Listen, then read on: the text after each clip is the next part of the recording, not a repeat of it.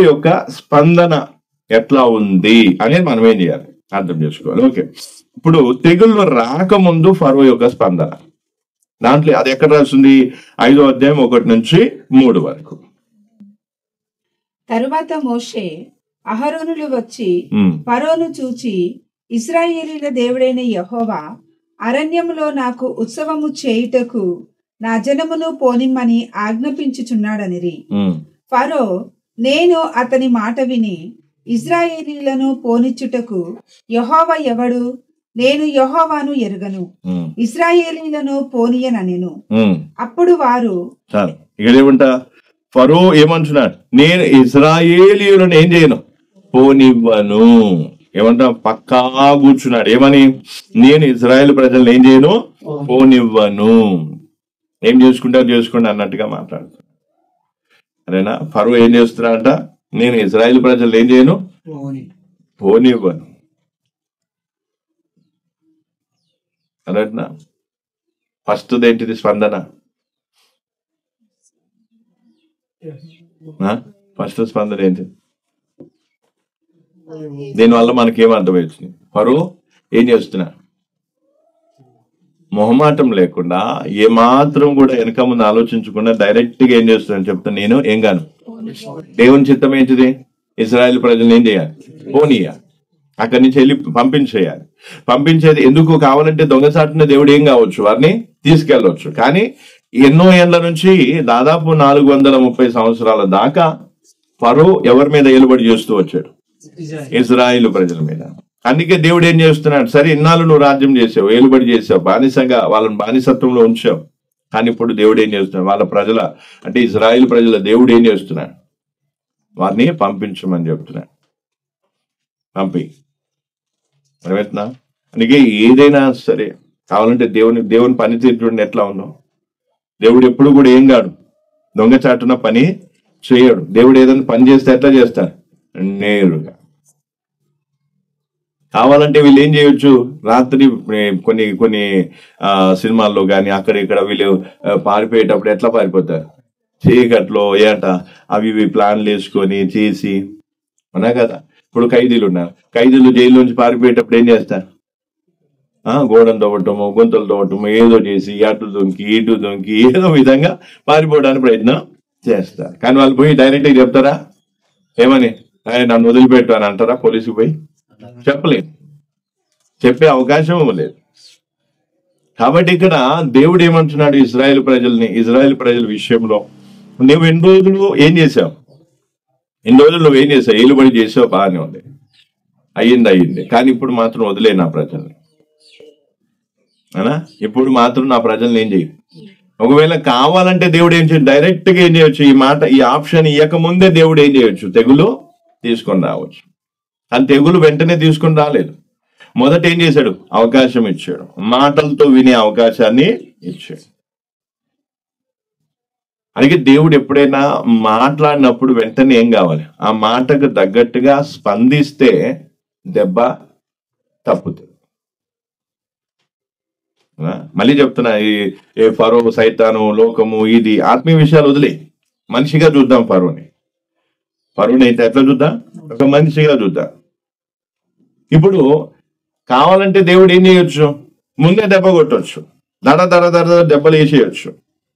కానీ దేవుడు దెబ్బ కొట్టలేదు. ఫస్ట్ ఏం చేశాడు, మాట్లాడాడు. ఫరోతో తన సేవకుల ద్వారా మాట్లాడేమంటున్నాడు, ఇదిగో ఇది ఈ మాట ఏంగా లోబడదు. కానీ ఫరో ఏమంటున్నాడు, నేను లోబడను. కాబట్టి ఎప్పుడు బేసిక్ విషయం అర్థం చేసుకోవాలి, దేవుని మాటకు లోబడకపోతే నెక్స్ట్ ఏముంటది, దెబ్బ. అందుకే దేవుడు ఎప్పుడైనా సరే ఫస్ట్ మాట్లాడతాడు. ఫస్ట్ మాట్లాడిన తర్వాత వినకపోతే వెంటనే ఇంకా దేవుడు దెబ్బ కొట్టడం స్టార్ట్ చేస్తాడు. దాన్ని హెచ్చరిక అంటాం, గద్దింపు అంటాం, దిద్దుబాటు అంటాం, లేదా ఇలాంటివి ఏమన్నా అక్కడ మనం చూడవచ్చు. కాబట్టి ఫరోను కూడా దేవుడు ఏం చేస్తాం, ఒక అన్యుడు కాబట్టి దేవుడు అన్యాయం చేస్తలేడు. ఫరో కూడా అన్యాయంగా కావాలంటే దేవుడు ఏం చేయొచ్చు, ఒకేసారి సొదొమ గొమొర్రా మీదకి తెచ్చినట్టుగా అగ్ని గంధకాలు ఏం కావచ్చు దాని మీదకి తెచ్చి మొత్తం ఐగుప్తు దేశం అంతా కూడా నాశనం చేసి పడవచ్చు. ఇప్పుడు లాస్ ఏంజల్స్ లో ఏముందంటే ఎట్లా పొగలు దిట్టమైన ఏట మొత్తం పొగలు, ఎంత మంటలు, అవునా కదా. ప్రభుత్వం కూడా ఆపలేనంత. అర్థమైందా? అట్లాగే దేవుడు ఒక్క క్షణములో ఐగుప్తు దేశాన్ని ఏం చేయొచ్చు, బూడిదపాలు చేసేయచ్చు కావాలంటే. ఇజ్రాయెల్ ప్రజని ఫరోని కానీ ఫరో ఉన్న ఏమంట రాజ్యం అంతా కూడా బూడిదపాలైపోయి వెంటనే ఏం కావచ్చు, ఇజ్రాయెల్ ప్రజలు బయటికి వచ్చేయచ్చు. కానీ దేవుడు అట్లా చేయలేదు. దేవుడు అట్లా. అందుకే ఈరోజు అర్థం చేసుకోవాల్సిందే. ఫస్ట్ దేవుడు ఏం చేస్తాడు, మాట్లాడతాడు. ఏం చేస్తాడు, ఇది నా మాట, ఇది నా ప్రణాళిక, ఇది నా చిత్తము, లేదు ఇది నాది ఫలానా, దీంట్లో నేనేం చేస్తున్నా అని చెప్పినప్పుడు ఏం కావాలి. వినకపోతే ఏమవుతుంది, ఇంకా దెబ్బ కొట్టడం స్టార్ట్. కొంతమంది దెబ్బకు కూడా ఏం చేస్తా, దెబ్బలో కూడా ఏం చేస్తా, తిరగబడతా ఉంటా. అవునా కదా. ఇప్పుడు ఉదాహరణకి వెంకటేశ్వర కోపం వచ్చింది, ఫిలిప్ను ఒక చెంప దెబ్బేసి ఆయన వెంటనే లోబడ్డే ఒక్క దెబ్బతో అయిపోతుంది. 10 దెబ్బలు ఎందుకు కొట్టాల్సి వచ్చింది? ఎందుకంటే ఒక దెబ్బకి ఏం కాలేదు, మాటకు లోబడలేదు, ఒక దెబ్బకు లోబడలేదు. అందుకే దేవుడు ఏం చేశాడు, ఇంకా ఇట్లా అయితే మామూలుగా వినాడు, ఇంకా కొడుతూనే ఉండాలని ఇంకా అవకాశం ఇస్తూనే ఉన్నాడు, కొడుతూనే ఉన్నాడు. లోబడేంత వరకు కొడుతూనే ఉన్నాడు. చివరికి దేవుడి మాటకు వచ్చింది. ఏమన్నాడు, తీసుకెళ్ళిపోయి. మోసే పిలిచి రాత్రి పూట పిలిచి ఏమన్నా, తీసుకెళ్ళిపోయి వద్దు, ఇంకా నీ ప్రజలు నువ్వు తీసుకెళ్ళిపో. అర్థమవుతుందా? అందుకే ఎప్పుడు కూడా గుర్తుపెట్టుకోవాలి, మన మాటలోనికి దేవుడు రాడు, దేవుని మాటలోనికి మనం పోవాలి. అర్థమవుతుందా? నేను చెప్పిన మాటకి దేవుడు రావాలి అంటే అది కాని పని, దేవుడు రాడు. కావాలంటే ఫరోకి ఏం కావచ్చు, సరే ఫరో ఇంకా నువ్వు ఏం చేస్తున్నా, వదలటానికి ఇష్టపడటం లేదు కదా, సరే నా ప్రజలు కొంచెం మంచిగా చూసుకోమని చెప్పి అక్కడనే వదిలేయచ్చు. నేను ఏం చేయను, నా మాట ఏదైతుందో అది నేను ఖచ్చితంగా అబ్రహాం, ఇస్సాక్, యాకోబులకు నేను వాగ్దానం చేశాను, వాళ్ళని నేను తీసుకెళ్తాను. సరే కరువు కాలంలో వాళ్ళు బతకడానికి యాకోబు కుటుంబాన్ని పోషించడానికి ఐగుప్తునకు నడిపించాడు. కానీ అక్కడే కొన్ని కారణాలను బట్టి ఏమైపోయింది, అబ్రహాం చేసిన ఏదైతే మిస్టేక్ ఉందో దాని కారణాన్ని బట్టి అక్కడే కొన్ని రోజులు ఉండాల్సి వచ్చింది, కొన్ని ఏండ్లు.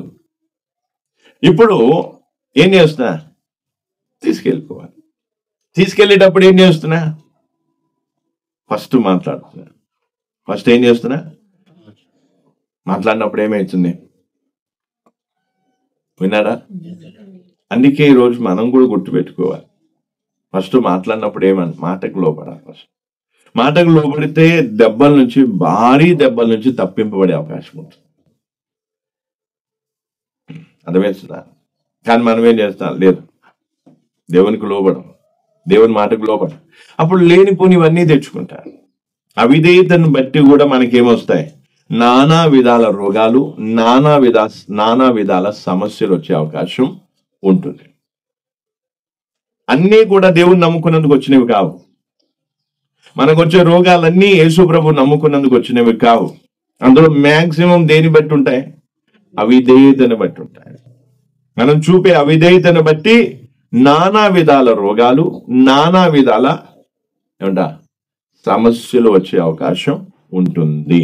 అందుకే లేవియా కాండంలో కానీ ద్వితీయోపదేశ కాండంలో కానీ దేవుడు స్వయంగా చెప్తాడు, నా ఆజ్ఞను నువ్వు అతిక్రమిస్తే, నా మాటకు నువ్వు లోబడకపోతే ఈ విధంగా నీకు జరుగుతుంది అని దేవుడు చాలా స్పష్టంగా ఒక పెద్ద చాప్టర్ రాస్తుంది, పెద్ద అధ్యాయమే రాస్తుంది. అని మనం ఏం చేస్తాం, తెలివిని ఉపయోగిస్తాం, ఖండబలాన్ని ఏం చేస్తాం, తెలివిని చూసుకుంటాం, ఖండబలాన్ని చూసుకుంటాం, బలగాన్ని చూసుకుంటాం, లేదా ఇంకా దేని ఆర్థిక స్తోమతను చూసుకుంటా. నేను దేవుని మాటకు లోబడకపోతే ఏమవుతుందిలే అన్నట్టుగా ఏం చేస్తా. అప్పుడు దేవుడు ఏం చేస్తా, సరే బిడ్డ నేనేం చేస్తా, నేను ఖచ్చితంగా నేనేం చేస్తా. ఎందుకు దేవుడు ఏం చేయడు, విడిచిపెట్టడు. అందుకే అక్కడ మనం అర్థం చేసుకోవాల్సింది ఏంటి, మన అవిధేయతను బట్టి కూడా సమస్యలు వచ్చే అవకాశం. అందుకే ఈరోజు చాలా మంది లబోదీపం అంటూ ఉంటారు. ఎందుకంటారు, ఏదైనా సమస్య వస్తుంది, సమస్య వచ్చి వీళ్ళ చూపే అవిధేయతను బట్టి సమస్య రాగానే పశ్చాత్తాప పడటానికి బదులుగా దేవుడు వీరికి ఏదో అన్యాయం చేసినట్టుగా, దేవుడు వీరిని ఏదో వారి మీద వీరిని ఏదో దాన్ని నాశనం చేస్తున్నట్టుగా, ఇంకేదో చేస్తున్నట్టుగా వీళ్ళు ప్రవర్తిస్తుంటారు. వాస్తవానికి అయితే అర్థం చేసుకోవాలి, దేవుని మాటను అతిక్రమిస్తే మనకు వచ్చేది ఏంటిది? నానా విధాల రోగాలు, నానా విధాల సమస్యలు వస్తాయి. అందుకే దేవుని మాటకు ఏం కావాలి? లోబడాలి. ఇప్పుడు మనం మంచి విశ్వాసులమై ఉండి, విధేయులమై ఉండి, పరిశుద్ధంగా ఉండి మనం జీవిస్తున్నప్పుడు మన జీవితంలో కష్టాలు వస్తాయి. ఆ కష్టాలు వచ్చినప్పుడు అందులో ఉన్నటువంటి ఆత్మీయత లేదా అందులో ఉన్నటువంటి ఆశీర్వాదాన్ని మనం అనుభవించి సంతోషిస్తాం, ఆనందిస్తాం. కానీ అదే అవిధేయత వలన వచ్చేటువంటి పరిస్థితులు ఏవైతే ప్రతికూల పరిస్థితులు ఉంటాయో వాటిని బట్టి మనం సంతోషించలేము. ఎందుకంటే అవి తట్టుకోవడం కష్టమైంది. ఎందుకంటే దేని బట్టి వచ్చింది? అవిధేయతను బట్టి వచ్చింది. మాట వినకపోవడం వల్ల వచ్చిన విషయం అదే. అందుకే ఈరోజు ఏం కావాలంట? ఫరో మాటతో వింటాడేమో అని దేవుడు ఏం చేశాడు? అవకాశం ఇచ్చాడు. దేవుడికి ముందే తెలుసు ఈయన మాటతో వినేవాడు కాదు. అయినా కూడా దేవుడు అన్యాయస్తుడు కాదు. వెంటనే దెబ్బ కొట్టడానికి దేవుడు ఎప్పుడు కూడా ఏం చేస్తాడు? ఫస్ట్ అవకాశాన్ని ఇస్తాడు, మాట్లాడి అవకాశం ఇస్తాడు. అవకాశం ఇచ్చినప్పుడు ఏమైంది? ఫరో ఏం చేశాడు? వినియోగించుకోలేదు. ఏమన్నా యెహోవా ఎవడు వినటానికి? ఆయన మాట పట్టించుకోం. అందుకే కొన్ని సందర్భాలలో మనం కూడా ఏం చేస్తూ ఉంటాం? మాటను పెడచెవున పెట్టామనుకో, దానికి అర్థమేంటిదే? రానున్న దినాల్లో దెబ్బల కోసం ఏమైతున్నా?